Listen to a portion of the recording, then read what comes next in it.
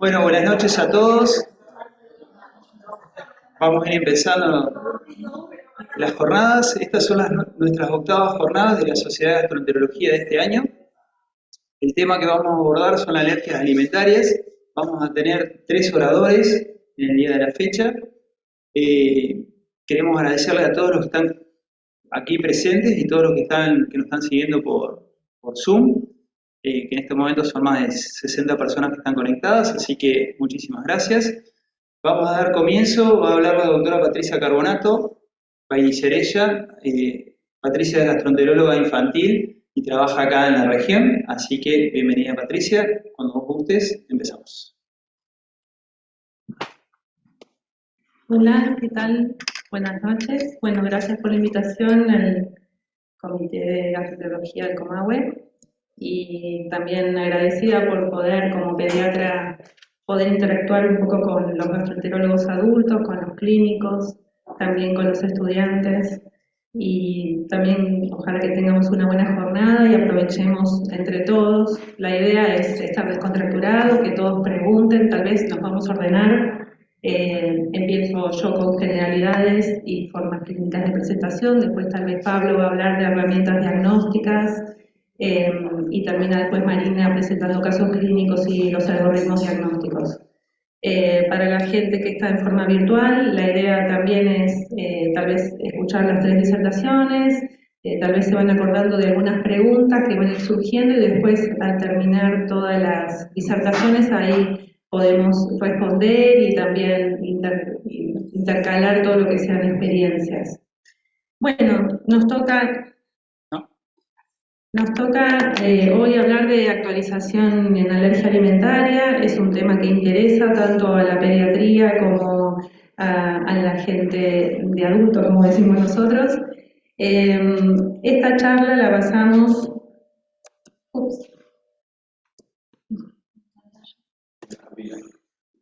A ver.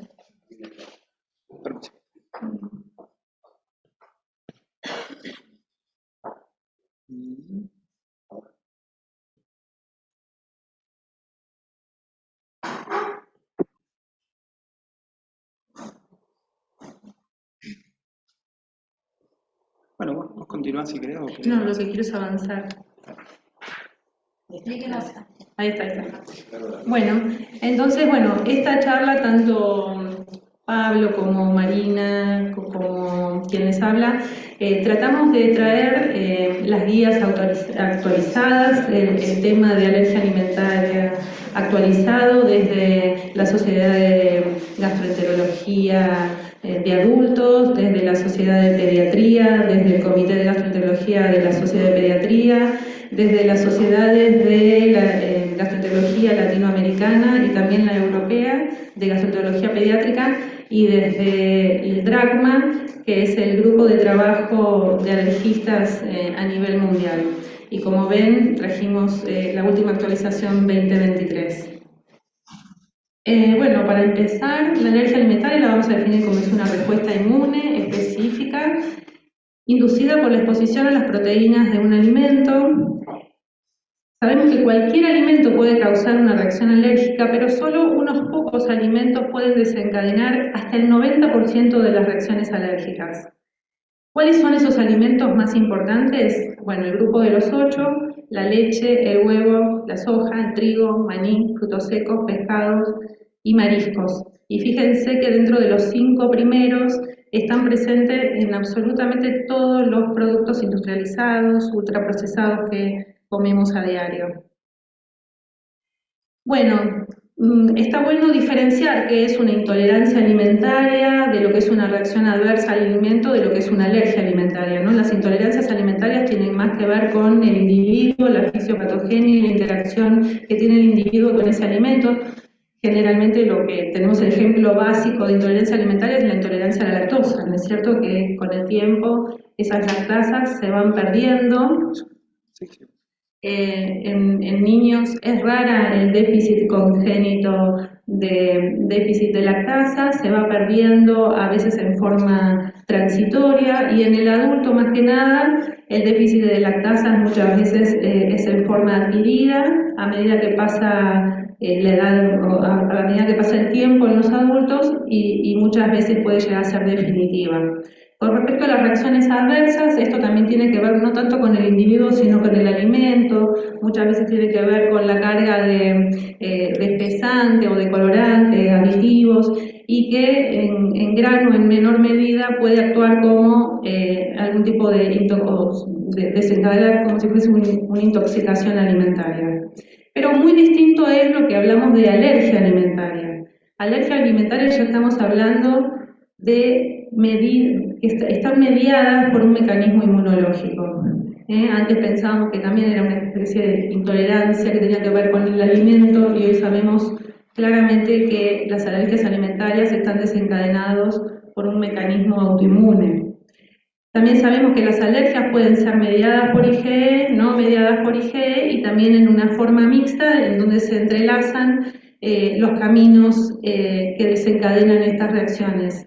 En lo que compete a nuestro campo, la gastroenterología, la mayoría de las enfermedades crónicas que tenemos a diario en el consultorio muchas veces están no mediadas por IgE y realmente es un desafío para los médicos precisamente porque son patologías en las que no encontramos una herramienta diagnóstica de certeza y a veces es como un desafío llegar al diagnóstico para los médicos.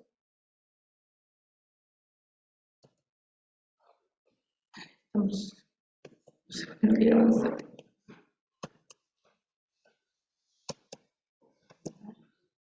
Está trabado.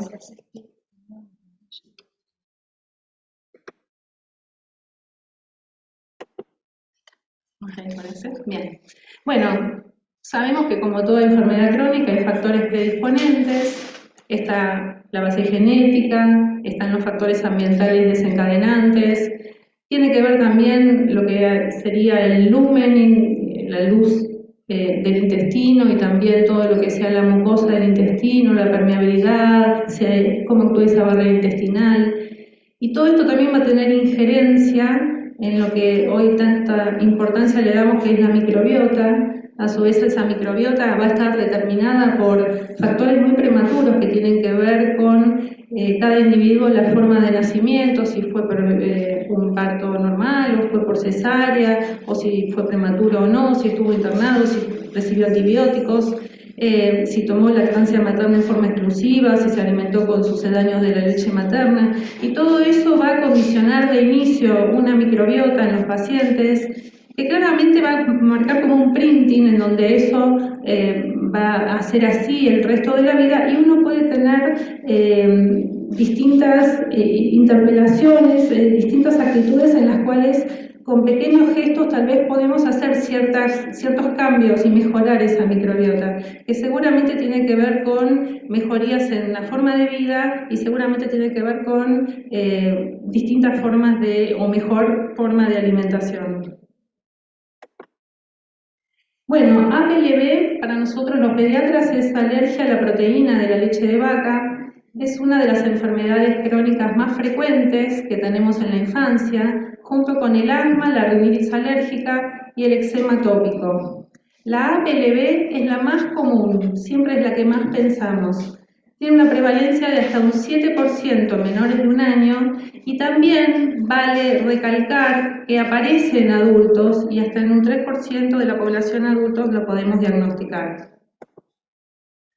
Bueno, como ya dijimos, la PLB puede estar mediada o no mediada por IgE. Las formas más fáciles de reconocimiento, de diagnóstico, son las mediadas por IgE, como la alergia oral, la urticaria, la angioedema y la anafilaxia. Después están las formas no mediadas por IgE, pero sí mediadas por células T, que son formas, digamos, más frecuentes que nosotros vemos en el consultorio de pediatría, y eso tiene que ver con las colitis, proctocolitis alérgicas, o el síndrome de enterocolitis inducida por las proteínas alimentarias. Y después están las formas mixtas de presentación, son la dermatitis atópica y los trastornos gastrointestinales eosinofílicos. Estos trastornos, la verdad que los ven bastante los adultos, nosotros los vemos también en pediatría, pero más que nada tal vez en la parte de adolescencia, preadolescencia, pero sí lo que está creciendo, aumentando su incidencia cada vez más, dentro de estos trastornos eosinofílicos son las esofagitis eosinofílicas. Bueno, pocas palabras con respecto a la proctocolitis alérgica inducida por proteínas alimentarias. Se da en las primeras semanas de vida, sabemos que se resuelve, puede resolverse rápidamente, pero también puede resolverse en la infancia tardía. Se da generalmente en bebés amamantados. Saber que es un trastorno benigno, autolimitado, a pesar de que sabemos que puede haber gran inflamación de la mucosa del colon distal.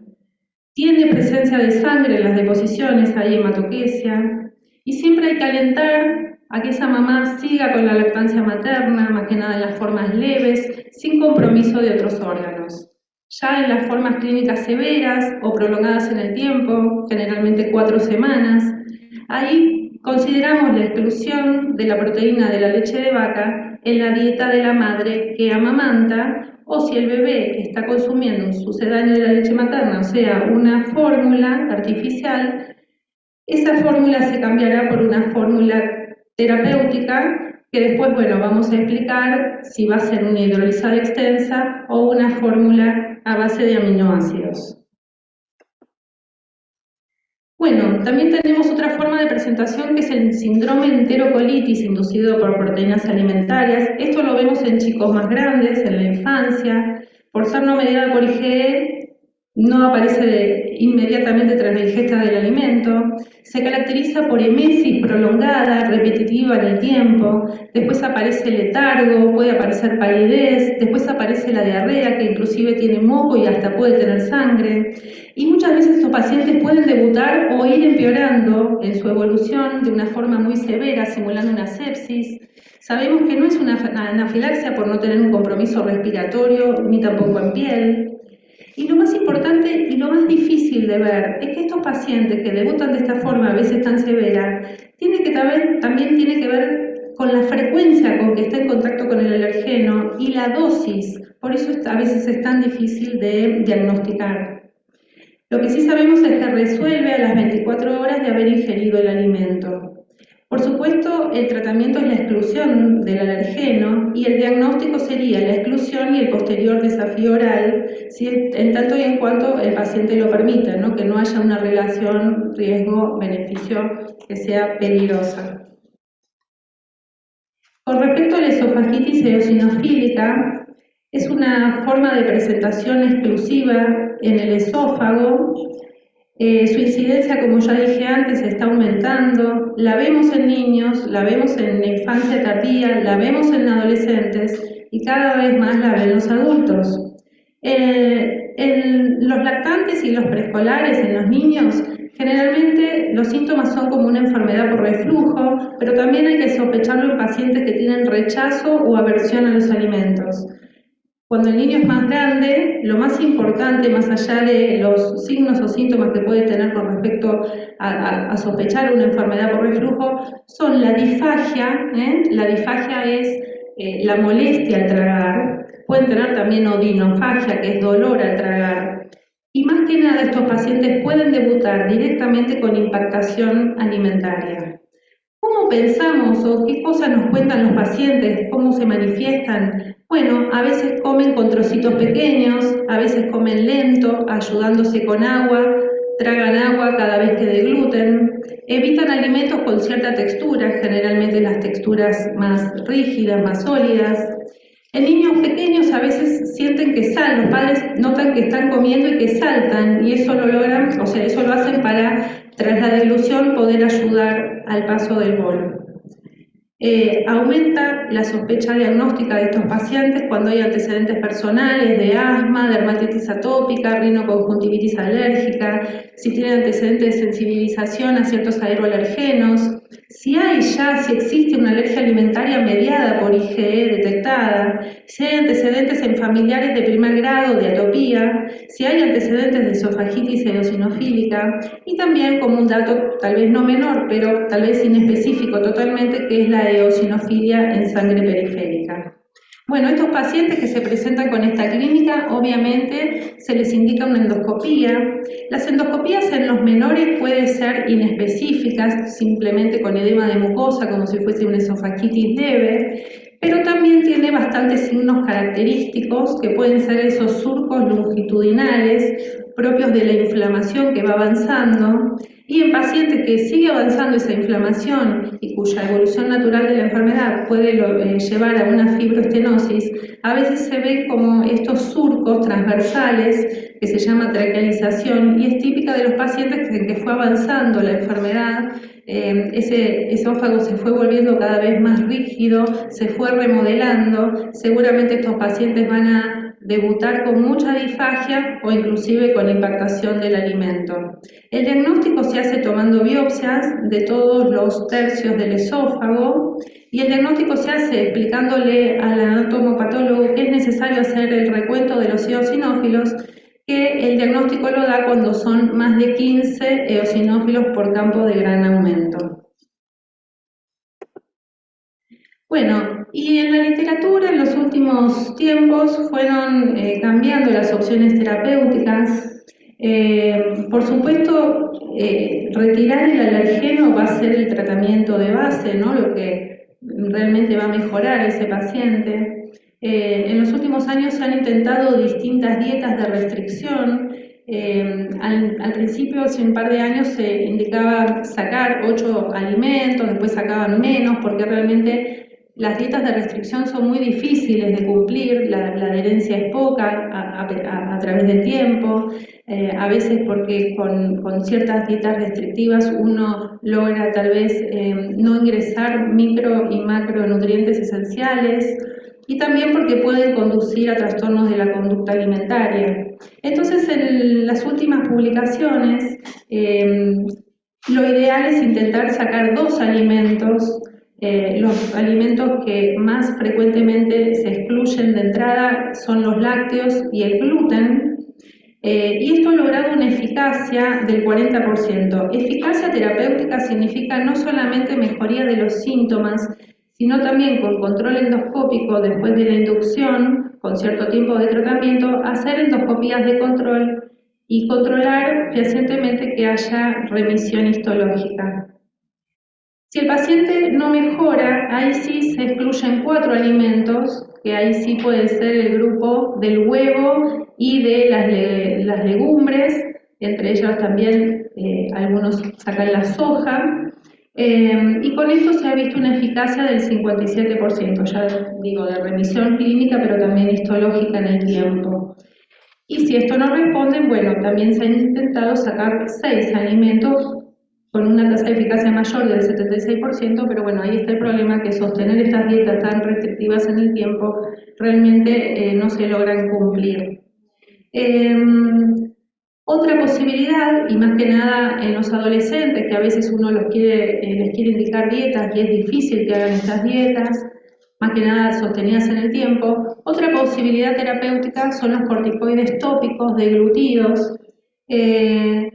Tenemos el budesonide oral, que logramos la forma viscosa cuando la ampollita para nebulizar la mezclamos con sucralosa, y al entrar en contacto con la mucosa del esófago tiene una eficacia del 76%, y también por una cuestión tal vez de hacerlo más viable, está la fluticasona para nebulizar, que eso con aerosol bien atrás en la lengua, ¿no? Atrás de la lengua, haciendo los puffs según la edad y el peso del paciente, pero bueno, recibiendo la fluticasona nebulizada, tal vez hay mejor adherencia del tratamiento, más fácil, y la tasa de eficacia llega al 68% en el tiempo.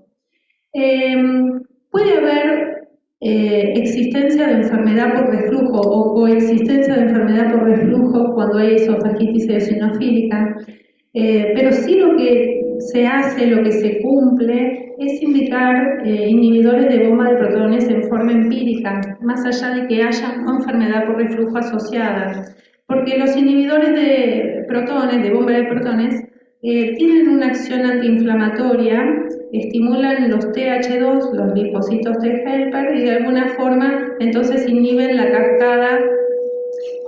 cascada inflamatoria, bajan un poco la cascada de citoquinas proinflamatorias.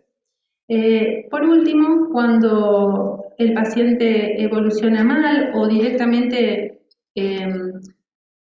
debuta en forma muy severa, con pérdida de peso, con disfagia muy severa, o inclusive cuando el paciente está en afagia, ahí se plantea el tratamiento con corticoides sistémicos. Acá traigo un algoritmo diagnóstico bastante novedoso porque se planteó ahora en el Congreso Latinoamericano de Gastroenterología de Niños, en donde plantea tal vez los IBP de inicio en forma empírica, los corticoides tópicos y también la dieta, ¿no? Pero tal vez en ese orden, y hay algunos trabajos que usan las tres alternativas juntas. Se hace la inducción por 8 semanas y se reevalúa al paciente. Al paciente se lo reevalúa clínica y endoscópicamente porque muchas veces puede haber disociación clínico-histológica, entonces es indicación de hacer una endoscopía de control. Si el paciente no mejora o el paciente está estenosado porque la inflamación avanzó, a veces se plantea ahí el tratamiento con corticoides sistémicos. Si hay mucha dilatación, la dilatación tiene que hacerse tal vez por vía endoscópica. O sea, a veces cuando la inflamación no tiene un componente fibroestenótico, tal vez con el corticoide sistémico podemos avanzar. Y si la estenosis es severa y ya está con un grado de fibroestenosis, bueno, van a requerir dilatación endoscópica. Y por último, se está planteando ya en la literatura, y hay varios grupos que tienen experiencia con algún biológico, en este caso en los niños hay bastante experiencia con dupilumab, en Argentina todavía no, pero es promisoria. Con respecto a la alergia al huevo, 2 palabras, es la segunda alergia alimentaria más frecuente en los primeros años de vida. Tener en cuenta que tanto la clara como la yema pueden ser alergogénicas, aunque la primera, por su mayor contenido proteico, es la fuente más importante de sensibilización y alergia, al contrario de lo que los padres piensan, que a veces le temen más a la yema. La edad media de presentación es un poquito más grande, son pacientes de 10 meses. Son reacciones mediadas por IG generalmente. La forma más frecuente de presentación es con urticaria, angioedema o anafilaxia. También pueden presentarse como dermatitis atópica, gastroenteropatía eosinofílica, y también puede traer una esofagitis eosinofílica. También puede presentarse como un síndrome de enterocolitis inducido por proteínas alimentarias. Los otros grandes alergenos son el trigo, que ahora Pablo va a hablar, el maní, que puede ser una alergia persistente en el tiempo, grave y hasta fatal, los frutos secos, la soja, que tiene una prevalencia menor, raramente se presenta como única alergia y muchas veces coexiste con la alergia a la proteína de leche de vaca. Los mariscos, los crustáceos, los moluscos también pueden hacer reacciones severas, y por último los pescados, con una sensibilidad alta y que pueden durar toda la vida. Traigo un caso clínico así como para despertarnos un poco y poder discutir después, más que nada con Pablo. Esta es una niña que vi ayer, o sea, no tengo su tratamiento bien claro todavía, porque la vi ayer, la conocí ayer. Es una niña de 5 años, recién nacida de término, adecuada para edad gestacional, nació por cesárea. Como antecedentes patológicos relevantes, tuvo una internación al año de vida por deshidratación, por vómitos.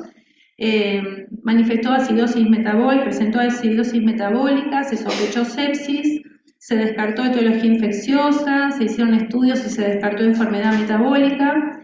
En ese momento, con 1 año de vida, la niña se alimentaba con leche materna, también tenía alimentación variada por boca para su edad, no usaba, o sea, no ingresaba ultraprocesados en su dieta, pero sí ingería bastante yogur líquido en todos los biberones de las tardes. Al momento de la consulta por primera vez en el consultorio de gastro, la madre refiere momentos de letargia postprandiales con un leve dolor abdominal. También presenta a la niña en forma reiterada, más o menos cada 15 días, episodios de vómitos reiterados seguidos por diarreas que duran más o menos 3 días y que coinciden con brotes alérgicos en piel, y ahí hay una fotito, llama la atención esa forma de alergia. También tiene intermitentemente episodios de hipertermia, fiebre alta, muchas veces sin foco. En el interrogatorio dirigido no surgen ni moco ni sangre en las deposiciones, tampoco pujos ni tenesmos. En el examen físico no se halla nada relevante, la curva de peso viene bien, con su peso en percentilo 25 en peso y en talla. Su hábito alimentario actual, no come vegetales prácticamente, no le gustan, es selectiva con las comidas, come pocas carnes, pero sí le gustan mucho los lácteos y el huevo. Trae laboratorio solicitado por su pediatra, en donde nosotros hacemos hincapié y miramos a ver cómo están los reactantes de fase aguda, pensando en una enfermedad inflamatoria, en el eritro normal, PCR negativa, plaquetas normales, hemograma normal, y los eosinófilos que tal vez no son tan significativos, pero también los tenemos en cuenta, que son normales. Por supuesto, en todo paciente con vómitos y diarrea pedimos las hormonas tiroideas, en este caso venía normal, y también una IgA y anticuerpo para enfermedad celíaca, como screening mayor de 2 años, siempre pedimos la antitransglutaminasa por IgA, que en este caso también la pidió el pediatra y fue negativa, y un medio interno normal. Por supuesto, a este paciente se le pidió una calprotectina en materia fecal, pero una de las preguntas que uno se hace en consultorio es si este paciente puede tratarse de una alergia alimentaria. En ese momento, al año de vida que tuvo esa internación, pudo haber sido una enterocolitis inducida por proteína alimentaria, y tal vez compartir este paciente también con el alergista como para ver si hay herramientas diagnósticas para abordar y llegar a un resultado, a un diagnóstico. Bueno, acá termina mi presentación, y después si quieren discutimos con Pablo o quien quiera este paciente. Gracias.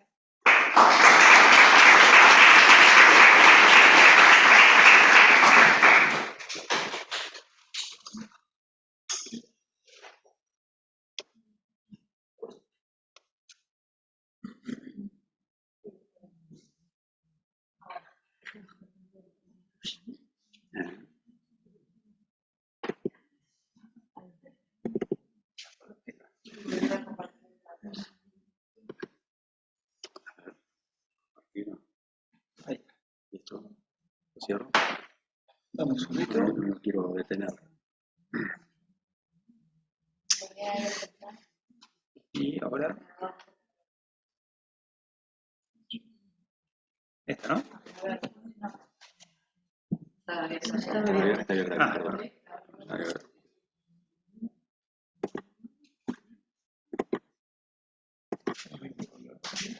¿Esta no, Pablo?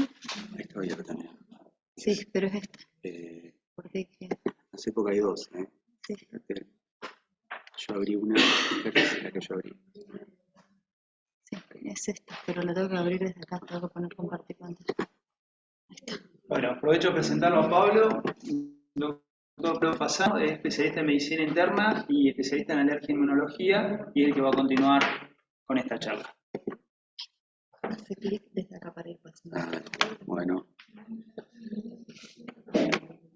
muchas gracias por la invitación al comité organizador de las jornadas de gastro regionales. También agradecer, bueno, la producción de Taylor Swift, que suspendió porque eran las jornadas, y bueno, gracias a eso podemos charlar tranquilo. Muy bien, Patricia, me encantó cómo manejaste la temática. Me parece que es muy enriquecedor que con los gastros podamos trabajar en conjunto y sumar a los gastros de adultos también, porque hay consultas frecuentes en gastroenterología de adultos con respecto a la alimentación.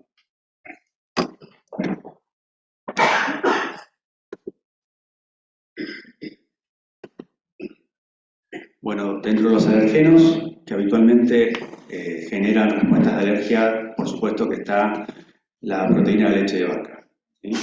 Pero también está el huevo, la soja, el trigo, el maní, sobre todo en menores de 3 años.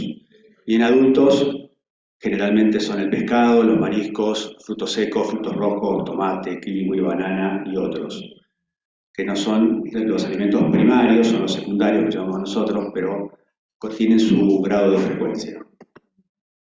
Así todo, la PLB tiene un gran impacto médico, social, económico en el paciente afectado y su familia.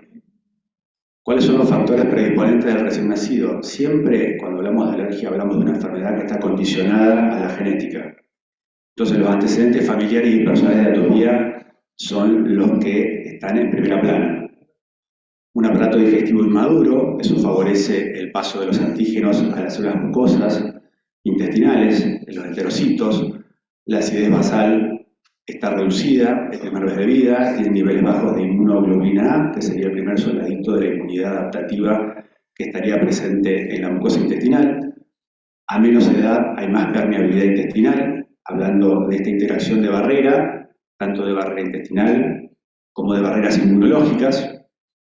La exposición transmucosa con el antígeno que va a dar lugar a una respuesta IgE o también de tipo celular, y eso va a generar mayor riesgo de alergia, y como dijo Patricia bien, la modificación en la microbiota intestinal. ¿Cuál es la secuencia que nosotros podemos decir en el diagnóstico, por lo menos de APLB?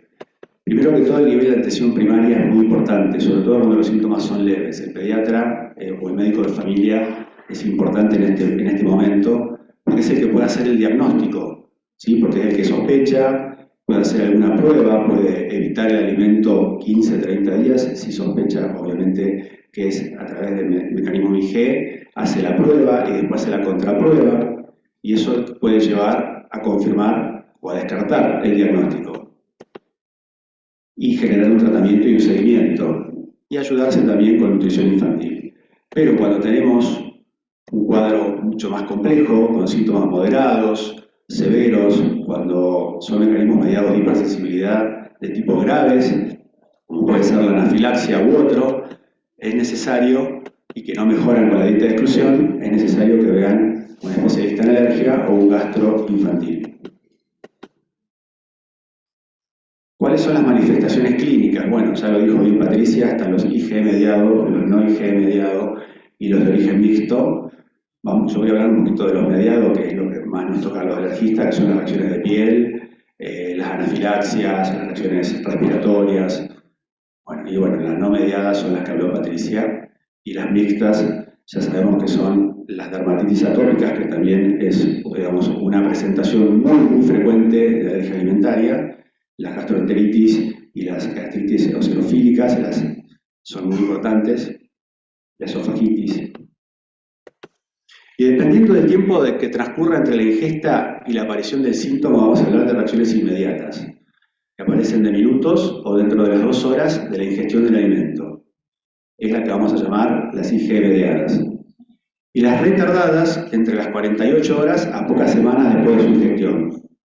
Es la que decimos las no mediadas de IgE. Inclusive hasta los padres hoy te dicen, mi hijo tiene una no mediada, o de tipo celular. Bueno, pero también tenemos la combinación de ellas dos, que son las de origen mixto, donde hay un poquito de mediado y otro poquito de no mediado.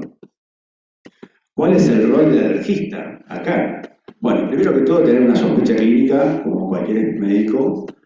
Después, tratar de marcar un fenotipo clínico particular, esto que hablábamos recién, pensar si el mecanismo es mediado o no mediado, porque eso va a depender muchísimo también de la evolución. Clasificar la severidad de los síntomas, si son leves o severos, y hacer una correlación clínica. Evaluar la tolerancia inmunológica. La tolerancia, cuando recibimos el paciente, a través de los estudios, nosotros tenemos que evaluar esa tolerancia, ver si ese paciente realmente tolera o no tolera ese alimento. Si no lo tolera, es un alérgico. Si lo tolera, no es un alérgico. Y lo mismo para cuando damos el alta. Cuando ya transcurre un tiempo de exclusión, también tenemos que evaluar esa tolerancia. Y también considerar reacciones cruzadas entre alimentos. Eso es muy importante entre alimentos y a veces con otro tipo de alergias, sobre todo las alergias a pólenes, cuando hablamos de nenes más grandes o adultos.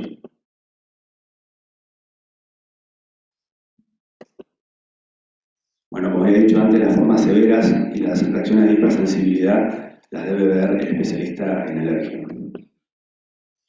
Ustedes habrán visto esto de la marcha atópica o lo habrán escuchado. Para nosotros es un patrón evolutivo donde justamente todas las presentaciones pueden comenzar desde el comienzo, pero tienen una evolución diferente. Inclusive la alergia alimentaria en algún punto puede tener un intercruzamiento con la dermatitis atópica. Pero ustedes vean que la alergia alimentaria es la primera que decrece, es la primera que esa curva va a ir mejorando con la edad, va a ir cayendo. De igual manera la dermatitis atópica puede durar un poquito más, ya casi el 80% está resuelto antes de la adolescencia, pero en esa marcha atópica, cuando ya está todo recuperado, lo que tenga que ver con la alergia alimentaria, esos pacientes vuelven al consultorio, por suerte. ¿Y qué es lo que sucede? Y tienen cuadros de rinitis, porque empiezan a tener sensibilidad a los alergenos ambientales, o pueden tener cuadros de asma. Todo esto puede comenzar desde un comienzo, esto no es tan lineal, pero digamos, es bastante frecuente verlo de esta manera. Bueno, dentro de las IG mediadas, nosotros vamos a tener formas leves a moderadas y formas graves. La presentación puede ser inmediata, dentro de las primeras 2 horas, o puede ser retrasada dentro de las 6 a las 48 horas. Lo más frecuente de ver siempre son los síntomas cutáneos.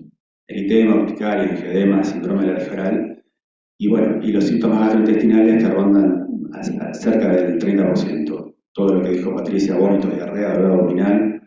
Bueno, y dentro de los síntomas respiratorios, los cutáneos son los mayores, los gastrointestinales son los intermedios y los respiratorios son los que menos dan, hablando de alergia a alimentos, ¿sí? Rinitis, conjuntivitis, asma, disfonía, y la forma grave, que es la forma más importante de razonamiento de emergencia en una enfermedad alérgica, que es la anafilaxia.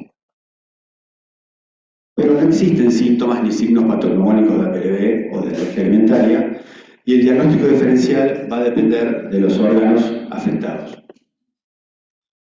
Lo no mediado, que es lo que nombró Patricia, bueno, hay desde formas leves a moderadas, como la proctogolitis hemorrágica, formas un poquito más complejas, como la enteropatía inducida por alimentos, y las formas graves, como el síndrome de enterocolitis inducida por proteínas alimentarias, con sus criterios. Yo no voy a hablar de esto porque eso habló Patricia. La anafilaxia es una reacción grave mediada por IG, de aparición inmediata, post-ingesta, es multisistémica, es rápida y es progresiva. Genera una manifestación súbita de piel y o mucosas, urticaria, eritema, angioedema, prurito. Pero ojo, no siempre la respuesta primaria está en piel. A veces sobrepasa esta sintomatología y directamente pasa a otro órgano que puede ser el cardiológico. Y no vemos nada en piel. Entonces nosotros o los padres están esperando justamente la sintomatología de piel y directamente el pacientito hace un desmayo, hace un síncope cardíaco o hace un cuadro neurológico. O sea que no, tampoco hay que esperarlo. Y cuando hablamos de anafilaxia es importante, como tiene mucho compromiso en la piel, nosotros tenemos que decir que hay un segundo órgano o un segundo sistema afectado para que esto sea una anafilaxia. Porque nosotros estábamos hablando de urticarias o de angioedemas, que son cuadros cutáneos. Pero digamos, podemos tener una urticaria y un angioedema, pero tiene que estar sumado a otro sistema, a un sistema respiratorio, donde puede haber disnea, broncoespasmo, estridor, hipoxemia, o cardiovascular o gastrointestinal. Si no, no es anafilaxia. Bueno, esto es una anécdota a título ejemplar, yo lo quiero ejemplificar, porque bueno, esa anécdota que yo la vi, que a los 4 meses hizo una proctogolitis hemorrágica, ya es un cuadro IG no mediado, le habían sacado los alimentos que habitualmente se sacan, la leche, el huevo, el trigo, los frutos secos. Entonces la nena mejora cuando le sacan todos esos alimentos y le dicen, bueno, como es la leche, generalmente es la leche, empieza a incorporar a la mamá en forma indirecta el huevo. Cuando incorpora el huevo, a través de un desafío indirecto, la nena hace una insuficiencia respiratoria, una rinitis, moquito, y se le cierra el pecho, muy complicado. Al poquito tiempo, la mamá come una frutilla, creo que no había pasado ni un mes. La nena hizo una anafilaxia. ¿Qué quiero decir con esto?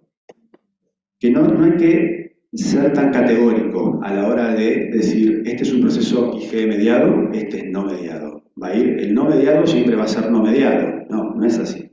Puede comenzar como un proceso no mediado, pero en algún momento evolutivo, este fue muy próximo, pero puede llegar a ser más adelante, pueden llegar a sensibilizarse a otros alergenos a través de un mecanismo IG y generar otro tipo de sintomatología. De esto va a depender muchísimo.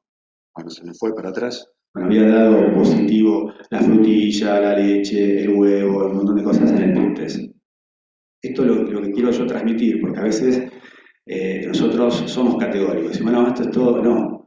Digamos, ese chico tiene que tener un control y una evolución. ¿Cómo hago para atrás? Ahí está, perdón.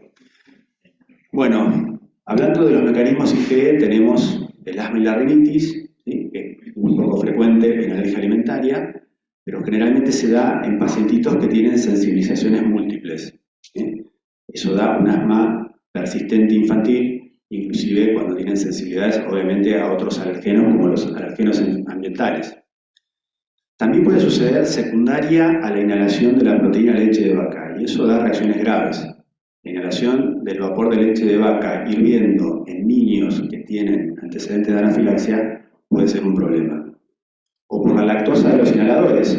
Ahora, ¿qué nene no tiene broncoespasmo y no usa un inhalador? Bueno, es muy importante estar atento porque la lactosa no es lo que le genera la alergia porque es el carbohidrato, pero podría tener contaminación con la proteína, ¿sí? Después otro cuadro puede ser el asma del panadero, que después lo vamos a ver, o los trabajadores también de salud con productos ocultos. Bueno, reacciones cutáneas se van a dividir en mediadas por IG, mediadas por células y mixtas.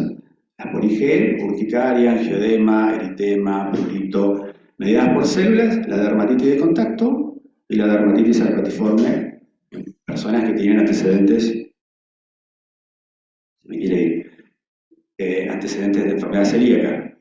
Y las mixtas, como dijimos anteriormente, la dermatitis atópica, que es muy frecuente.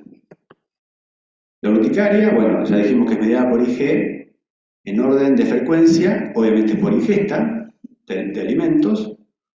En segundo plano, por contacto directo, por tocar, ¿sí? Sobre todo los chiquitos que van al jardín y le hacen la masa y no sé, todo ese playo, no sé cómo se llama.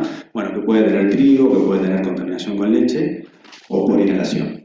En tercer lugar, es agudo, se asocia a angioedema, afecta la capa dermis superficial, genera un prurito intenso. Y en alergia alimentaria también es muy frecuente de ver urticarias localizadas, con eritemas peribucales que se generalizan en pocos minutos y puede acompañar a otra sintomatología no dermatológica, sobre todo cuando hablábamos de anafilaxia. Podría ser parte de ese síndrome. El angioedema es el primo hermano de la urticaria, también es mediada por IG, o también se llama edema de Quincke, es similar a la urticaria, pero bueno, afecta a la dermis profunda, como así también el tejido celular subcutáneo. Es más profundo el proceso. No cursa con prurito, o sea, no pica, y puede ser por liberación inespecífica de histamina o por consumo de alimentos ricos en histamina. Ahí ven la foto de, bueno, son dos adultos, uno con un angioedema en el párpado y la otra persona, bueno, se comieron el chocolate de la heladera y hizo un puchero ahí, pero ese es un angioedema, ¿sí? Importante. No siempre los angioedemas son de causa alérgica, ¿sí? Hay otro tipo de angioedemas. Esta es la variante mediada por la IG, que se da en el caso, sobre todo, por alergia alimentaria. Bueno, la dermatitis atópica, ya lo dijo Patricia, bueno, es de patogenia mixta, es IG y no mediado, afecta del 2 al 8% de los chicos, comienza entre los 2 y 3 meses de vida, el 60% tienen afectación antes del año de vida, el 90% antes de los 5. La mitad de estos pacientes con eczema existe hipersensibilidad alimentaria a uno o más de los alergenos. Y tiene mucho protagonismo la alergia alimentaria en las dermatitis atópicas severas. Cuando tenemos un eritema periumbilical o periumbilical, que le llaman ombligo rojo, podría ser un síntoma justamente de dermatitis atópica localizada. Y algo importante porque los padres siempre lo preguntan y entran al consultorio diciendo, ¿le sacaron la leche? Y se sigue brotando. Le sacaron el huevo y se sigue brotando. Y le sacaron, y le sacaron, y le sacaron y se sigue brotando. Bueno, ahí entro yo y les digo, señora, son dos enfermedades en paralelo. En algún momento pueden estar juntas. Puede, digamos, la alergia alimentaria, como vemos acá, podría estar oculta y ser un exacerbador de esa dermatitis atópica. Pueden correr juntas y después se separan, acuérdense de la marcha atópica, pero digamos, en dermatitis atópicas moderadas y severas hay que tenerlo presente, porque es muy importante, pero son dos enfermedades diferentes, tienen evoluciones diferentes, tienen tiempos diferentes, tienen tratamientos diferentes. Haciendo solo una restricción alimentaria no vamos a curar o no vamos a controlar, pero no curar, a un paciente con dermatitis atópica. Síndrome de alergia oral, bueno, esto es un síndrome bastante poco frecuente, pero bueno, es un síndrome también IgE mediado, localizado, producido por frutas, vegetales, crudos, mariscos, bueno, está limitado a la boca, a los labios, a la garganta, genera prurito, es una reacción cruzada entre alergenos alimentarios y pólenes, se da muy frecuente con las rosáceas y el abedul, con los ácaros y los mariscos, bueno, pero es IgE mediado. ¿Cómo lo diagnosticamos? Bueno, ya dijimos que hay un periodo tentativo de abstinencia seguido de un programa de reintroducción. Pueden haber registros de diarios, donde uno puede registrar los síntomas provocados, pero siempre, digamos, hay pruebas cutáneas, que son las pruebas de iniciación, se llaman pruebas de priming. ¿Sí? Ahí tenemos los PRIM y las IgE específicas. Hay varios métodos para la IgE específica y después, bueno, los POA o las provocaciones orales abiertas más de tipo formales. Pero bueno, finalmente las guías dicen que muchas de estas cosas no deberían necesitar justamente estudios. Bueno, dentro de los estudios tenemos estudios in vitro y in vivo, a través de la IgE sérica específica por distintos métodos, UniCap, ImmunoCap, RAS, test de activación de basófilo, microarray, macroarray, que son diagnósticos por componentes, son de alergenos de tipo de biología molecular, y en vivo lo que hacemos habitualmente, que es el PRIP test, y la prueba de parches. La IgE específica alérgeno en suero, muchos piden, ¿sí? La IgE específica, ¿qué es lo que hace la IgE específica? Bueno, cuantifica la cantidad de esa IgE específica a la proteína. ¿Y qué indica? Sensibilización, y no necesariamente alergia, por lo que se requiere correlación con la clínica. No son diagnósticas de alergia alimentaria, tienen un valor umbral para todas las poblaciones, que es mayor a 0,35 unidades, y a mayor nivel de IgE hay mayor probabilidad de una reacción clínica. Eso es lo que a veces, cuando son niveles muy elevados, no se hacen directamente pruebas de provocación o pruebas de desafío oral, porque ya un nivel alto hay alta probabilidad. Pero no siempre se correlacionan con la severidad de la reacción. Bueno, hay distintos métodos, el más antiguo es el RAS, es semi-cuantitativo, se utilizaba el método de ELISA, quimioluminiscencia, y tiene, digamos, un rango, una escala que va de 0 a 6, generalmente decimos que es positivo, moderado, alto cuando es mayor a 3. No tiene buena reproducibilidad, tiene sensibilidad no tan elevada, la sensibilidad ronda entre el 50 y el 60%. Un mejor método, que es un método cuantitativo, es el UniCap RAS o el CAP System, pero bueno, es un método muy costoso, el nivel de sensibilidad es mayor, aunque tenga la misma especificidad, pero acá en la región no se hace, y bueno, hay que mandarlo a Buenos Aires, y generalmente no lo cubren las obras sociales, y no lo pedimos. Bueno, el RIDA es un método a través de Immunoblot que ya no se usa. ¿Cuáles son los test en vivo? Bueno, las pruebas cutáneas son los famosos PRIP test. Son reacciones que se consideran inmediatas, correlación a la IgE unida a la membrana del mastocito, y bueno, se mide una roncha y un eritema. Cuando la prueba cutánea, la roncha es mayor a 5 milímetros, es positiva. Cuando es mayor a 3 milímetros del control, que el control generalmente es solución fisiológica, también es positivo. Cuando son muy chiquititos, una ronchita mayor a 2 milímetros, ya lo tomamos como positivo. El test del parche. ¿Para qué sirve el test de parche? Bueno, el test de parche siempre fue muy discutido, pero es complementario al PRIP. Y a la IgE específica, cuando lo decimos de esa manera, podemos decir que tiene alta especificidad. Por sí solo no hace diagnóstico de nada, pero sí es altamente complementario. Y es utilizado para patologías mixtas, por ejemplo, la dermatitis atópica. Se utilizan patologías de perfil clínico tardío, dermatitis de contacto, dermatitis atópica, esofagitis eosinofílica. se retira a las 48-72 horas y ahí ven el dibujito de un parche como el dispositivo, con las vesículas, con el eritema, a veces tienen exudado, bueno. Pero el diagnóstico de la APLB comienza con una sospecha y termina con la provocación oral. Yo digo APLB, pero puede ser para cualquier alimento, ¿sí? Llevada a cabo bajo la supervisión de un especialista. El primer paso ya dijimos que es evitar de 2 a 4 semanas cuando son síntomas mediados por la IgE. Pero cuando son síntomas no mediados por la IgE podemos extenderlo hasta 6 semanas. Y después hacer los test de provocación oral, ¿sí? Generalmente este es el gol estándar. Este es el que hace el diagnóstico. La alergia alimentaria se diagnostica en la cancha, ¿sí? Hay que ver la tolerancia del paciente. Cuando es no mediado, lo hace en casa, porque no hay peligro. Pero cuando es mediado y tiene alto riesgo, hay que hacerlo hospitalizado. Hay pruebas abiertas, ¿sí? Donde todos son conscientes de que el niño está tomando la leche ese día, el simple ciego, donde el pediatra conoce lo que contiene, pero el niño y los padres no, y el doble ciego, que es muy engorroso hacerlo, se hace más para investigación, cuando ni el pediatra, ni el niño, ni el padre, nadie sabe lo que contiene, lo que va a utilizar ese día. Alergia al trigo. Patricia me pidió que hable algo de alergia al trigo. Bueno, la alergia al trigo está dentro de los 5 más frecuentes, pero está en una posición, un ranking mucho más atrás que la leche, que el huevo, que la soja. También es una reacción mediada por IgE o tardía, y bueno, las mediadas por IgE pueden deberse a la ingestión, por alergia alimentaria o la inhalación, que es la alergia respiratoria. ¿Cuál es la patogénesis? Esto es importante, porque la patogénesis, estamos hablando de antígenos, de proteínas, que por un lado pueden tener una patogénesis alérgica y por otro lado una patogénesis autoinmune, cuando hablamos de enfermedad celíaca o dermatitis herpetiforme.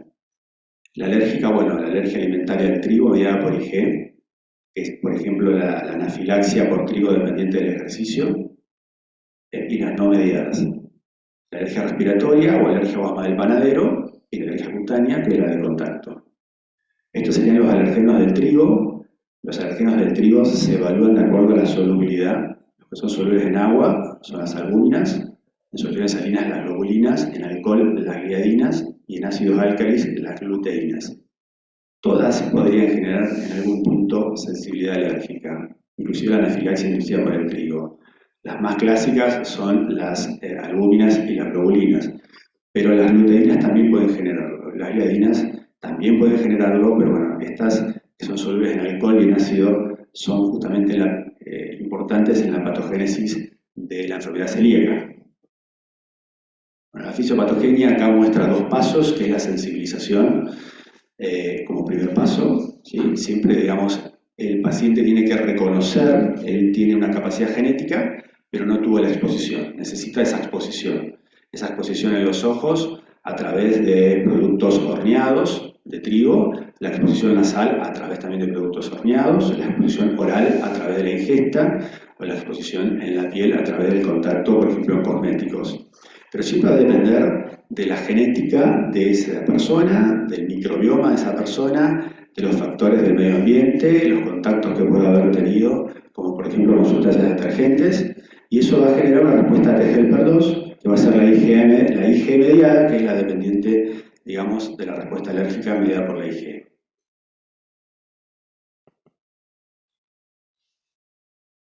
La anafilaxia por trigo inducida por ejercicio es un síndrome raro, típicamente más en adultos, es esporádicamente en niños mayores y adolescentes.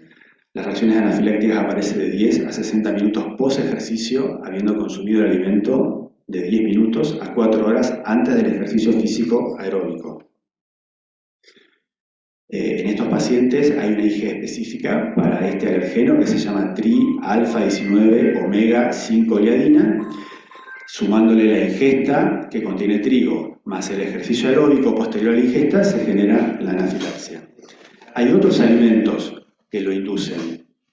Nosotros hace 25 años publicamos en la Academia Americana un paciente alérgico a la carne de vaca y el ejercicio. Creo que fue uno de los primeros pacientes de la Argentina. O sea que esto puede suceder con cualquier otro alimento, pero bueno, en este caso me toca hablar del trigo. Las manifestaciones clínicas dependen de la edad. Los chicos pequeños prevalecen los síntomas gastrointestinales, vómitos, diarrea y es raro el dolor abdominal, ¿sí? A diferencia de otras sensibilidades al trigo. Pueden generar urticaria, angedema, prurito, eritema, empeoramiento de la dermatitis atópica. Los niños mayores presentan síntomas respiratorios, sibilancias, rinitis, dermatitis.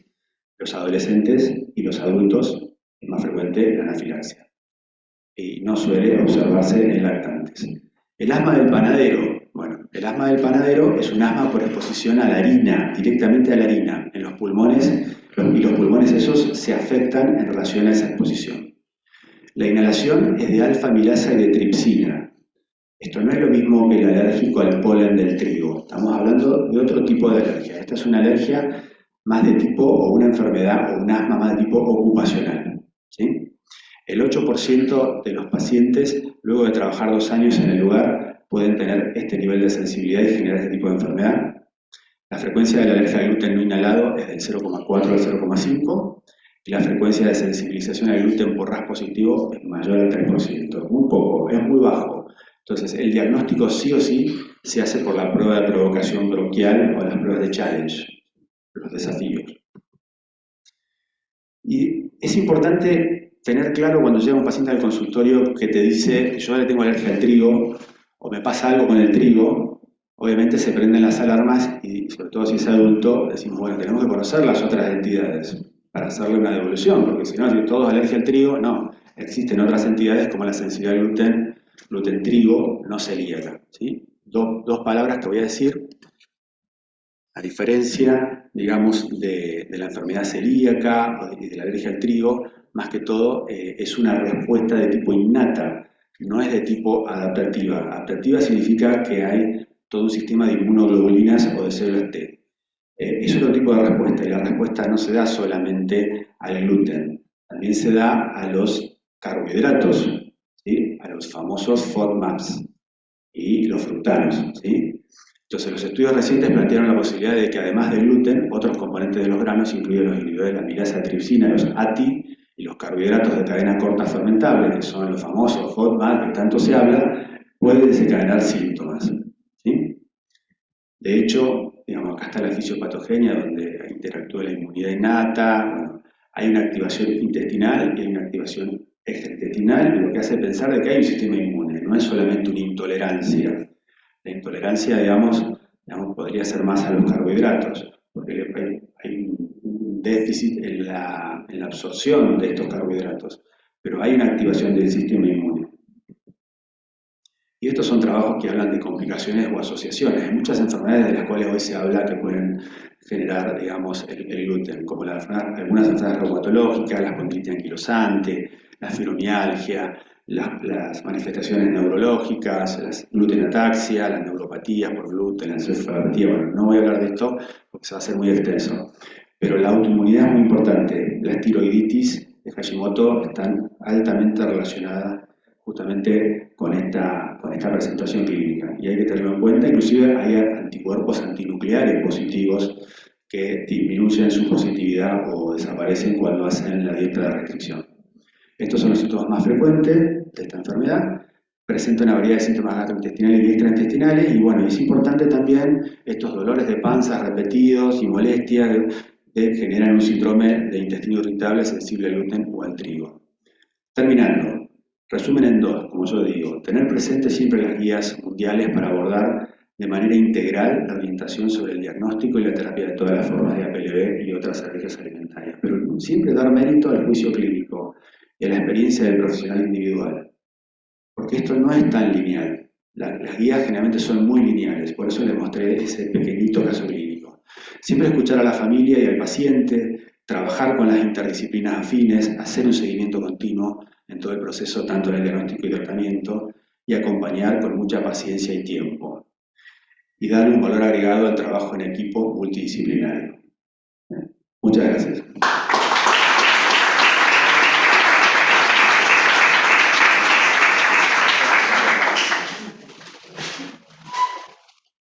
Bueno, muchísimas gracias, muy claras y muy lindas las dos exposiciones.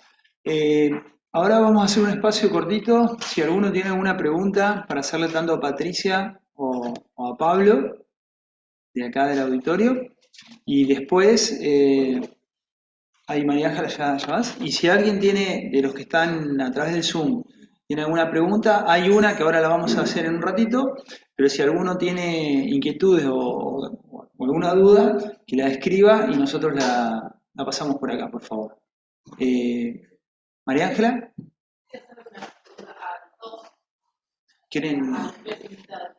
¿Por qué creen ustedes que hay tantas alergias hoy? Porque esto es como si hubieran estallado las alergias y sobre todo a nivel intestinal, nosotros es un caudal de pacientes que vienen con el tema de alergias y alergias. Y la verdad que se atribuyen un montón de síntomas a las alergias. ¿Por qué creen ustedes que hay esta explosión? La APLD también, bueno, en todo.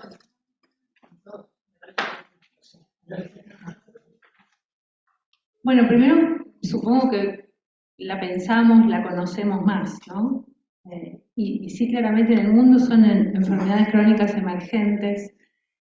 También la forma de vida ha cambiado, con lo que yo decía con respecto a la microbiota, cada vez hay más prematuros, la lactancia materna exclusiva hasta los 6 meses es difícil de hacerla, de cumplirla en las mamás que trabajan.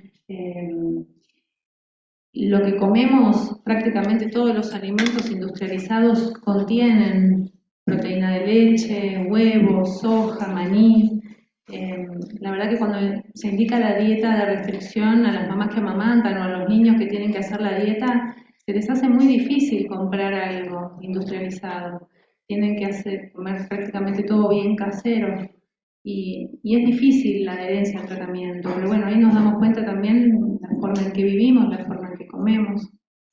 Creo que también se piensa más, ¿no? Como tantos pacientes o el caso clínico que presenté, que tal vez si no lo pensamos, tal vez lo dejamos pasar, ¿no? Chicos que se viven internando y después pasan a la edad adulta y también tienen episodios reiterados de vómitos, diarrea o a veces brotes en piel, o terminan de un especialista en otro, o multimedicados, sin encontrar la etiología de base, digamos.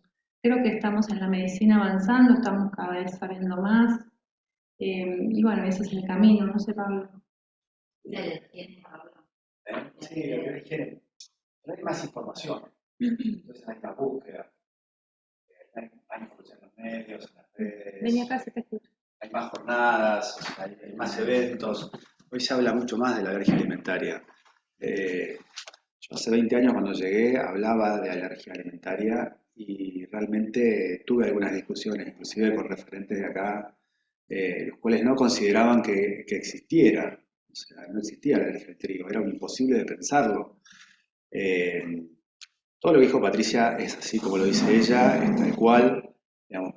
También hay sobrediagnóstico, o sea, no hay que pecar de más, eso también es importante, digamos, hacer la consulta, si es debido a hacer los estudios, pero nunca quedarse con la duda de hacer una prueba de provocación, porque a mí me parece que, no, a mí me parece no, lo tenemos que hacer porque el sobrediagnóstico tampoco sirve, digamos, para continuar con una temática tan importante como la que tenemos hoy. El porcentaje, inclusive los autorreportes, hay muchas metodologías diferentes en el mundo para poder medir alergia, por ejemplo, la proteína de leche de vaca.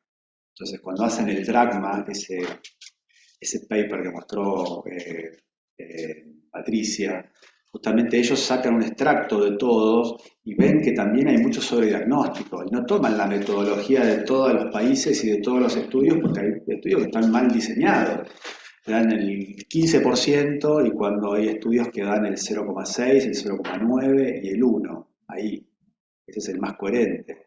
Yo en el consultorio, yo no creo que veamos el 1, yo creo que me parece que fuera mucho más, como bien decís vos, pero realmente es importante el diagnóstico, hacerlo lo más certero posible para no hacer dietas innecesarias, exclusiones innecesarias y bueno, todo lo que significa para un niño, digamos, hacer una dieta innecesaria, desde el aspecto nutricional también, desde el aspecto social. Siempre hay que tratar de tener la mejor puntería, ¿no?, en esto. Bueno, sí, me fui. No, perdón, yo quería reforzar un poquito lo que decía vos y más del terreno del adulto. Con respecto a certificar un diagnóstico, yo creo soy gastroenterólogo adulto y veo mucha confusión, sobre todo en una camada, sobre todo de adolescentes, adultos jóvenes, que mezclan alergia, intolerancia, y muchas veces eso va llevando con un mal diagnóstico y un diagnóstico empírico a una restricción alimentaria que cada vez es muy marcada, más marcada, y lleva, que después trae consecuencias. Ese es uno, por lo menos, y sobre todo con el avance de las redes y la hiperinformación que hay, yo supongo que a la mayoría debe pasar, pero es terrible la cantidad de gente que se va restringiendo en su ingesta diaria. Y después, no sé, eso ustedes son los especialistas, pero dos temitas. Uno es la hiperhigiene, por ejemplo, que se vio, por ejemplo, post-COVID y demás, con esa obsesión por la limpieza y demás, y se ha visto que altera la microbiota y me parece que trae repercusiones cada vez más trabajo que afecta la inmunidad. No sé qué visión tienen ustedes. Hace un mes estuvimos en Bariloche, fuimos a dar una charla también sobre alergia alimentaria y habían invitado a Gabriel Vinderola, que es un especialista en microbiota y investigador de CONICET, y hablando con él en privado, lo que contaba es que se utiliza muchísimo la lavandina para desinfectar los alimentos, y eso destruye absolutamente la microbiota natural, ¿no? Como también se utiliza el vinagre en exceso, que no descontamina, él decía, eso tampoco descontamina, y sin embargo también lo usan y destruye también la microbiota, ¿no? No descontamina los patógenos, sí descontamina las bacterias buenas. Entonces, es como decir, la teoría casi de la higiene, ¿no? El exceso de higiene hace que nuestro sistema inmune no trabaje en lo que tiene que hacer, que es lo que es cuidarnos de todos los aspectos, y enfermarnos muchas veces tampoco es algo malo. O sea, nosotros tenemos que generar nuestro propio repertorio inmunológico de gérmenes. Pero bueno, yo creo que hay muchísima información y el exceso de información tampoco ayuda, porque el que está del otro lado, la medicina para mí es individual. Hay que trabajar con un paciente que está enfrente nuestro, y es difícil. Si yo quisiera hacer un trabajo con todos ustedes, es muy difícil, porque cada uno de los que está sentado me va a decir, me parece que yo tengo eso que vos estás diciendo, entonces por las dudas no lo voy a comer. Entonces, creo que tiene que ser más dirigida la medicina en algunos puntos. Las redes son fantásticas, pero hay que saber trasladar toda esa información al público. ¿Puedo hacer un comentario y una pregunta para Pablo en relación a lo que decía Sergio y a esto del sobrediagnóstico? Por ahí, ¿qué nos recomendás a los gastros que hacemos adultos?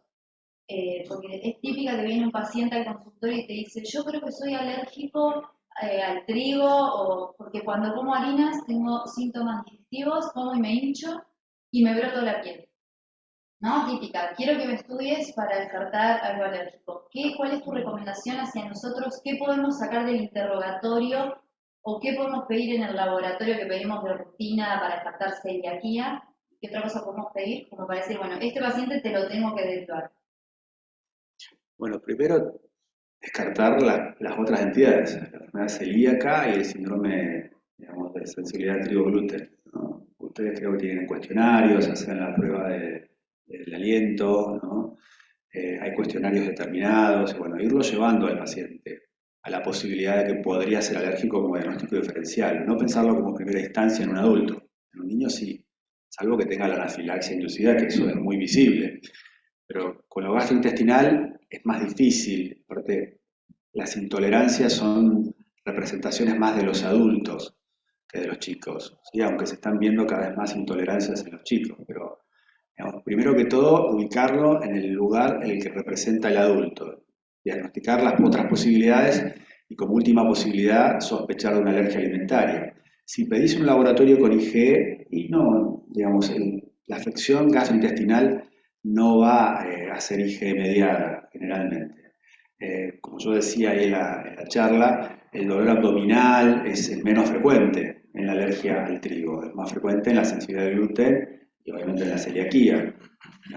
Hacer una consulta no estaría mal, pero bueno, primero bajar un poco el nivel de ansiedad, digamos, explicarles mucho, hacer todos los diagnósticos diferenciales, y como última opción derivárselo al alergólogo si aparte tiene antecedentes familiares de atopía, o si bueno, no tiene antecedentes familiares, de eczema, de asma, de rinitis, como para encasillarlo en la posibilidad de un paciente alérgico. Pero digamos, si no, no. Digamos, si no, pensar primero en una intolerancia. Perfecto. Bueno, si les parece, hacemos un break cortito porque ya es un poquito tarde. Cortamos 5 minutitos y continuamos con las charlas. Había quedado una pregunta que hicieron en el Zoom y no la respondimos. Así que, por favor, Patricia, ¿querés hablar?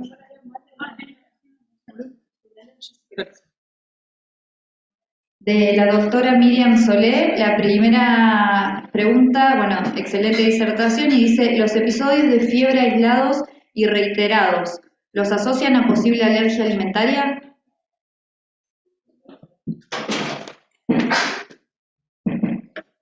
Bueno, gracias por la pregunta. En un principio no.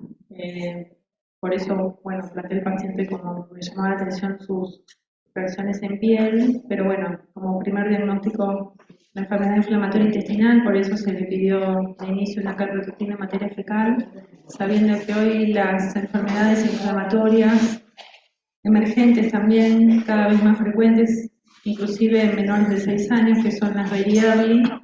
Estos pacientes pueden debutar de esta forma con fiebre intermitente, pensando obviamente en un Crohn más que en una colitis ulcerosa, pero también pensar dentro de las Berry, que son enfermedades que coexisten o están dentro del gran grupo de enfermedades innatas de la inmunidad, antes llamadas inmunodeficiencias.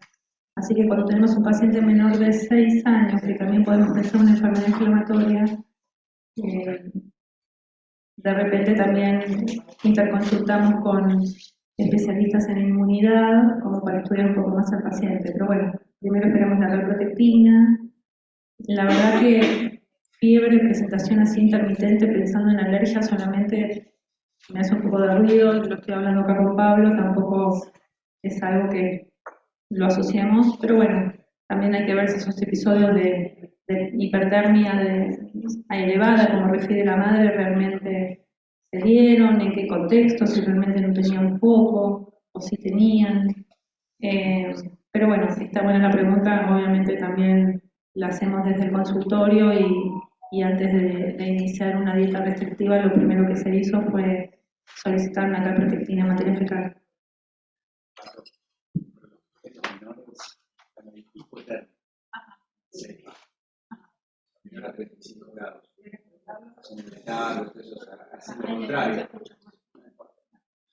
No, se escucha. Bueno, muchas gracias. Bueno, vamos a continuar con la doctora Marina Gorbarán, que también es gastroenteróloga infantil, y vamos a continuar con la charla.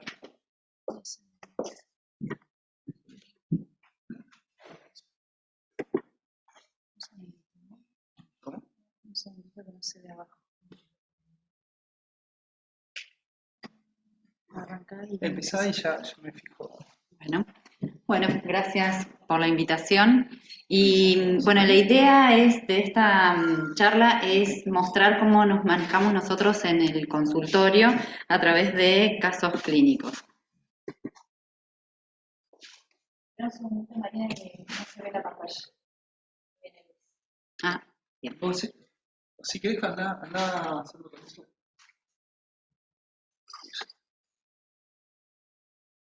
Bueno, nosotros la causa más frecuente de consulta es cólicos, ¿sí? Concurre a la consulta una mamá con un pacientito de 2 meses, como antecedentes fue un recién nacido de término, peso adecuado, parto vaginal. Se alimentaba con lactancia materna exclusiva y como antecedentes personales familiares, la mamá con rinitis estacional y el abuelo asma. Esto que decíamos de recabar dentro del interrogatorio todos los factores de riesgo predisponentes para alergia y para también ir haciendo el diagnóstico diferencial. Diagnóstico diferencial con cólicos, el primero que tenemos que hacer es con cólicos del lactante, que a través de los criterios de Roma 4 se definen sus características y tiene una prevalencia del 73%. A diferencia del cólico por la alergia a la proteína de leche de vaca o a las alergias alimentarias, son distintas las características. El cólico del lactante va a ser un cólico que comienza y termina, es en determinado horario del día y tiene un patrón característico. El cólico de la alergia a la proteína de la leche de vaca es un cólico persistente. Es durante el día y que el bebé está quejoso, está con una sensación como de pujo constante y eso es bien característico, ¿sí? Sí, generalmente nosotros hacemos un tratamiento para mejorar la clínica del paciente a través de los probióticos, generalmente los pediatras o ya viene con un tratamiento previo. Y además nos tenemos que fijar bien en el examen físico, porque el motivo de consulta que dice la mamá es el cólico, pero al examen físico nosotros tenemos que ir recabando todos los otros signos que nos pueden orientar para ir descartando los distintos diagnósticos. ¿Para qué? No sé cómo vuelvo para atrás. Bueno. No.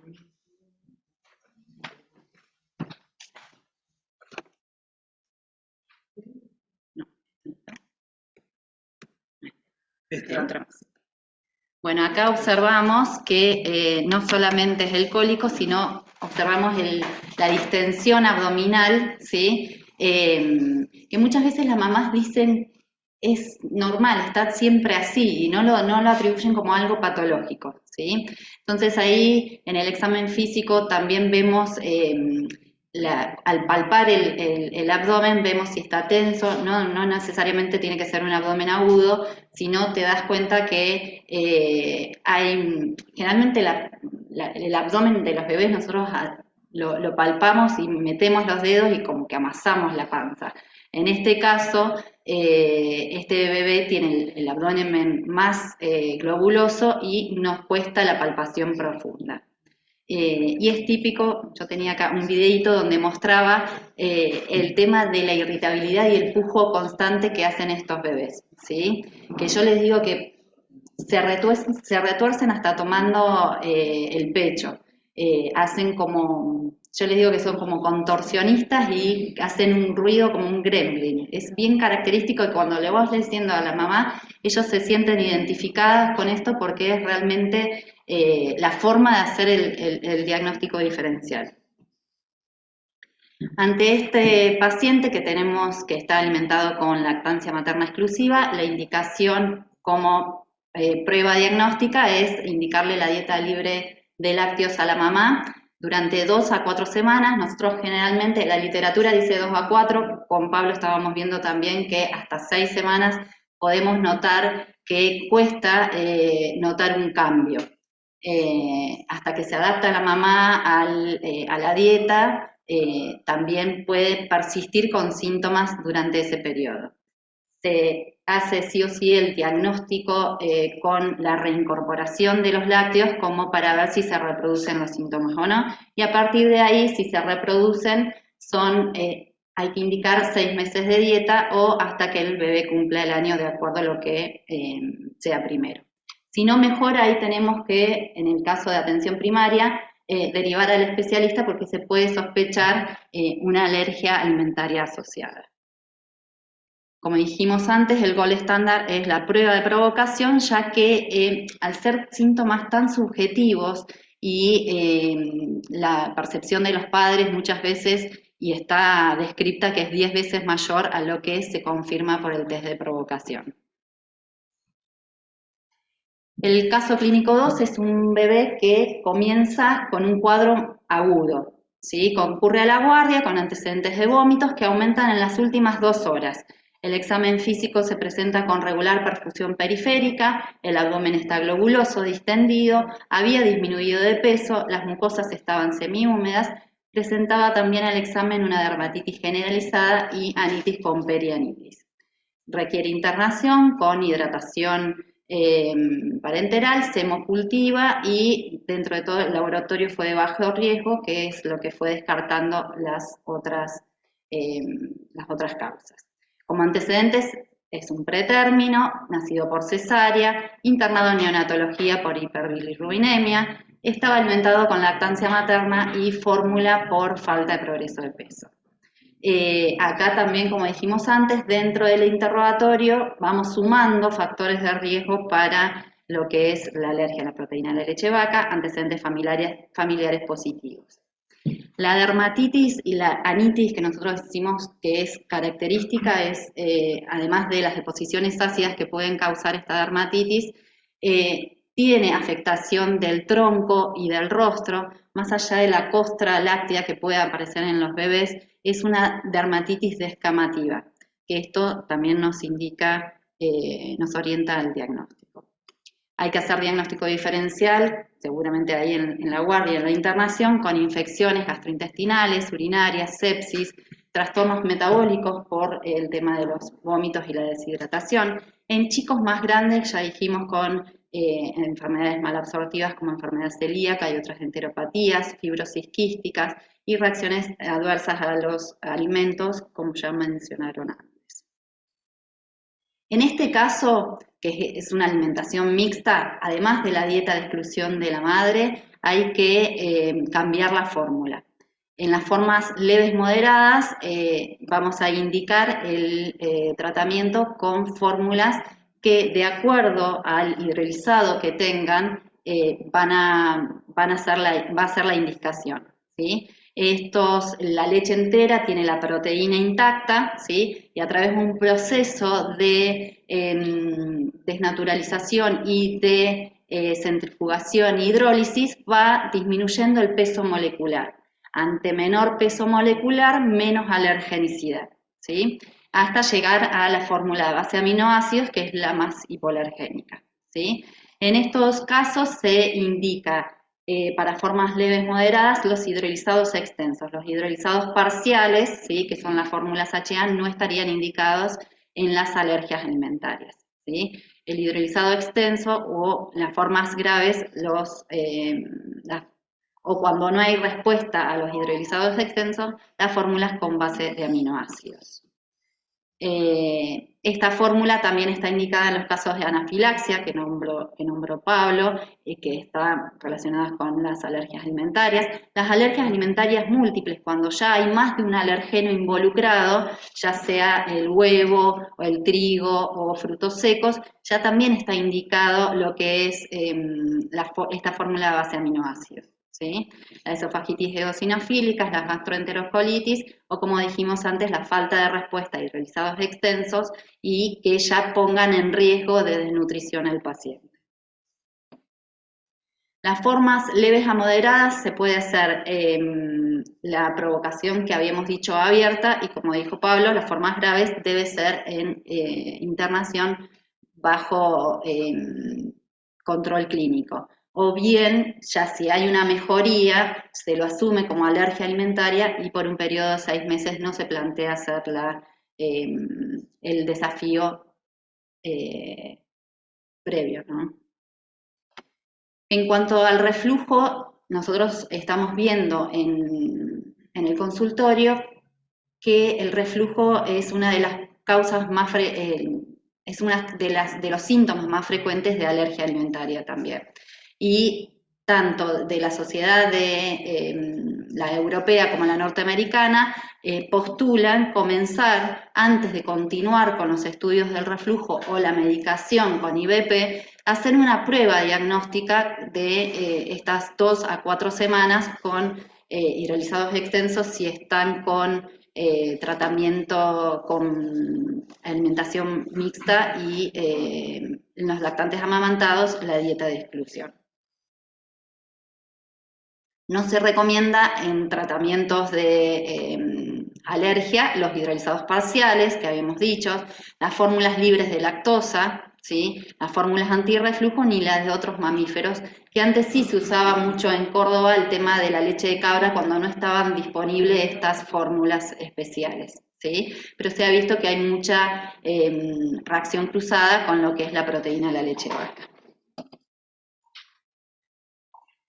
Tampoco se recomienda una dieta restrictiva durante el embarazo para la prevención de tratamiento de enfermedades atópicas, ¿sí? Ya cuando viene una mamá que nos consulta por un segundo embarazo que tuvo un antecedente de un bebé con alergia, a ver si comienza con la dieta de restricción desde el embarazo. No, no está indicada, no previene, no está demostrado que previene las alergias y las enfermedades atópicas. Tampoco se recomiendan las fórmulas con proteínas de arroz ni de soja como para prevenir las alergias. Este caso clínico es un pacientito que ya comienza más de grande, que lo hemos visto todos y ya pronto haremos la transición para adultos. Comienza a los 2 años y 5 meses con diarreas con sangre. Antecedentes de recién nacido de término, cesárea, internado en neonatología, alimentación mixta, antecedentes familiares de enfermedad autoinmune. Se descarta primeramente patología infecciosa, enfermedad celíaca, y en su comienzo tenía un RAS positivo para beta-lactoglobulina y en ese momento se indicó la dieta reducida en lácteos. Acá cuando uno sospecha de alergia o tiene que hacer de exclusión total de lácteos o no hace directamente. En el examen físico en ese momento, lo único que se veía es una dermatitis atópica, el peso y talla en el percentil 3, pero en una baja talla familiar. Se indica así el hidrolizado extenso y la dieta sin lácteos estricta. Pero persiste con las deposiciones con sangre, se estanca ya en la curva de peso, comienzan a elevarse los reactantes de fase aguda, se detecta un ANCA-P positivo, es evaluado por alergia e inmunología, donde se hacen los patch test de positivos a leche de vaca, trigo, los prick test a varios alergenos. Es como que esto demuestra que hay una hiperreactividad del sistema inmunológico. A pesar de la dieta de exclusión estricta, tiene una evolución tórpida, continúa con las deposiciones con sangre, suma de deposiciones nocturnas y urgencia. Ahí ya, cuando hacemos la endoscopía, tiene una colitis grado 3 con compromiso de recto, sigma y descendente. A la anatomía patológica se detecta la colitis eosinofílica con severa actividad, con eosinófilos más de 45 por campo. Evoluciona como corticodependiente, lo medicábamos con corticoides, al descender recaía, eso nos indica que es corticodependiente. Se hace una nueva valoración con endoscopía, que hay mayor lesión de la mucosa colónica y en anatomía patológica es una enfermedad de Crohn con severa actividad. Esto es lo que decía Patricia de tener en cuenta las enfermedades inflamatorias de comienzo muy precoz, ¿sí? Que las tenemos que pensar ante un sangrado intestinal o estos cuadros que fueron evolucionando, porque este paciente ahora tiene 14 años, ¿sí? Está con infliximab cada 8 semanas, pero comenzó siendo una alergia alimentaria, una evolución que en años, recién a los 6 años se diagnosticó la enfermedad inflamatoria. Así que no todas las proctocolitis son alergias alimentarias, hay que abrir los ojos y tener en cuenta estas de comienzo muy precoz. Mensajes para llevarse antes de que se me duerman. La incidencia de los cuadros alérgicos se encuentra en un franco aumento. Necesitamos reconocer las distintas formas de presentación clínica, confirmar rápidamente la sospecha diagnóstica para tratarlos tempranamente y evaluar cada caso en particular. Bueno, ahí le decía que solo es posible el manejo de las alergias en equipo, sobre todo con un asesoramiento nutricional acorde donde contengamos al niño, a la madre, a la familia y detectemos los posibles efectos no deseados de una dieta restrictiva. Esta alergia alimentaria es una fuente de estrés importante tanto para el niño como los cuidadores y condiciona o lleva también a un deterioro en la calidad de vida, que es lo que no queremos, y por eso es el trabajo en equipo y la evaluación constante. Debemos ofrecer un asesoramiento nutricional a las mamás que están con dieta de eliminación, suplementarlas con calcio o con vitamina D durante toda la dieta de exclusión. Hay que prevenir la desnutrición y las deficiencias de micronutrientes en los niños y promover una dieta variada que evite el comportamiento anormal, esto que decíamos que puede llevar a la selectividad, a la aversión de alimentos y al trastorno de las conductas alimentarias. El asesoramiento nutricional debe ser con una exclusión adecuada y completa, educar sobre la contaminación cruzada, enseñar a reemplazar los nutrientes y otorgar diferentes opciones para las preferencias y las costumbres familiares. Nosotros acá en Neuquén tenemos una población muy heterogénea de pacientes, de personas que vienen de otros países, que tienen sus costumbres y hay que reinterrogar sobre todo las costumbres y los alimentos como para detectar si no hay estos de contaminación cruzada. Hay que crear un espacio abierto para tratar la alimentación acorde a cada etapa de la vida con sus requerimientos nutricionales. Y es una buena oportunidad para inculcar los hábitos saludables y una alimentación saludable al niño. Y este es nuestro equipo de trabajo.